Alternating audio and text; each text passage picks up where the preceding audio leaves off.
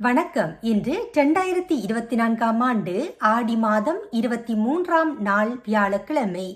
Sunrise சூரியோதய ஒலிபரப்பின் ஜெர்மனிய செய்திகள் வாசித்து வழங்குபவர் குணவிஜயா சுரேந்திரன். மத்திய கிழக்கு போர் விரிவடையும் அச்சுறுத்தலை கருத்தில் கொண்டு ஜெர்மன் பாதுகாப்பு அதிகாரிகள் தற்போது குறிப்பாக விழிப்புடன் இருப்பதாக உள்துறை அமைச்சர் பைசர் தெரிவித்துள்ளார். ஜெர்மனியில் யூத எதிர்ப்பு குற்றங்களின் எண்ணிக்கை அதிகமாகவே உள்ளது. மத்திய உள்துறை மந்திரி நான்சி பேசரின் கூற்றுப்படி ஜெர்மன் பாதுகாப்பு அதிகாரிகள் தற்போது குறிப்பாக மத்திய கிழக்கு யுத்தம் அதிகரிக்கும் அச்சுறுத்தல் காரணமாக விழிப்புடன் உள்ளனர். மேலும் அதிகரிப்புகள் ஜெர்மனியின் பாதுகாப்பு நிலைமையை எவ்வாறு பாதிக்கும் என்பதை நாங்கள் மிக நெருக்கமாக கண்காணித்து வருகின்றோம் என்று எஸ்பிடி அரசியல்வாதி ரைனிச போஸ்டுக்கு கூறினார்.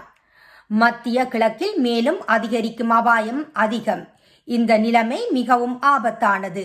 அதனால்தான் கூட்டாட்சி அரசாங்கம் சர்வதேச பங்காளிகளுடன் சேர்ந்து விரிவாக்கத்தை குறைக்க மிகவும் உறுதியாக உள்ளது. பல உக்ரைனிய மருத்துவர்கள் ஒப்புதலுக்காக காத்திருக்கின்றார்கள். அவர்கள் வேலை செய்ய விரும்புகின்றார்கள், ஆனால் அனுமதிக்கப்படவில்லை. உக்ரைனில் இருந்து தப்பிச் சென்ற 1400க்கும் மேற்பட்ட மருத்துவர்கள் மருத்துவ பயிற்சிக்கான விண்ணப்பங்களை ஜெர்மன் அதிகாரிகளால் செயல்படுத்துவதற்காக காத்திருக்கின்றார்கள். அவர்கள் இங்கு அவசரமாக தேவைப்பட்ட போதிலும் இது ஒரு ஊடக அறிக்கையின்படி உக்ரைனுக்கு எதிரான ரஷ்யாவின் ஆக்கிரமிப்பு போர் பிப்ரவரி 2022 தொடங்கியிருந்தது.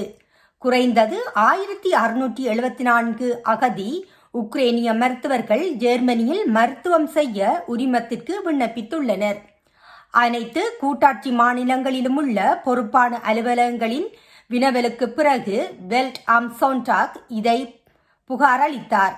இதன்படி இதுவரை 187 விண்ணப்பங்களுக்கு மட்டுமே ஒப்புதல் அளிக்கப்பட்டு 1402 விண்ணப்பங்கள் பரிசீலிக்கப்பட்டு வருகின்றன. இந்த எண்கள் 14 கூட்டாட்சி மாநிலங்களின் பின்னூட்டத்தை அடிப்படையாக கொண்டவை.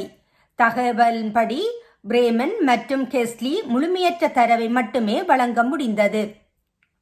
காத்திருப்பு நேரம் உக்ரைனியர்களுக்கு நீண்டது மட்டுமல்ல, அறிக்கை கூறுகின்றது. ஐரோப்பிய ஒன்றியத்திற்கு வெளியே உள்ள நாடுகளைச் சேர்ந்த மருத்துவர்களின் விண்ணப்பத்திற்கும் பயிற்சிக்கான உரிமத்தின் ஒப்புதலுக்கும் இடையிலான நேரம் பொதுவாக 15 மாதங்கள் முதல் 3 ஆண்டுகள் வரை இருக்கும். குறிப்பிடத்தக்க அமுலாக்க பற்றாக்குறையை நாங்கள் காண்கின்றோம். சிகரெட்டுகளுக்கான கருப்பு சந்தை வேகமாக வளர்ந்து வருகின்றது. ஒரு தொழில் சங்கம் இப்போது ஆபத்துகள் பற்றி எச்சரிக்கின்றது. சிறார்களின் பாதுகாப்பிற்காகவும் ஆனால் தொழில்துறையை விமர்சிக்கின்றது. அதன் சொந்த தகவலின்படி சங்கம் பெர்லினில் உள்ள ஏராளமான சிசா கடைகள், பப்கள் மற்றும் கியோஸ்களில் சோதனை கொள்முதல் செய்தது. விளைவு அதிர்ச்சி அளிக்கின்றது. சுமார் 75% சிசா கடைகளில் அங்கீகரிக்கப்படாத சிகரெட்டுகள் வழங்கப்பட்டு விற்கப்பட்டன. ஸ்பேடிஸ் மற்றும் கியோஸ்களில் விகிதம் கணிசமாக குறைவாக 20% இருந்தது.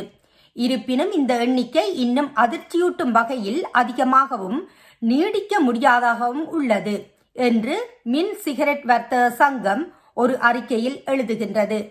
பொருந்தக்கூடிய சட்டத்தை பின்பற்றாத நடிகர்கள் மீது ஏற்கனவே பல முறை சட்ட நடவடிக்கை எடுக்கப்பட்டுள்ளது.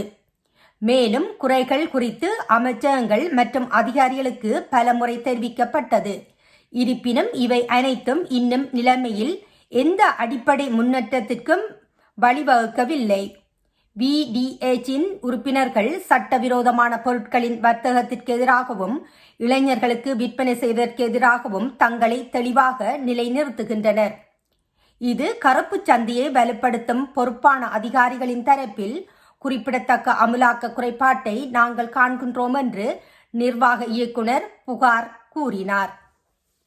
இத்துடன் இன்றைய ஜெர்மன் செய்திகள் நிறைவு காண்கின்றது. மீண்டும் மற்றுமொரு செய்திகளுடன் சந்திக்கும் வரை நன்றி, வணக்கம்.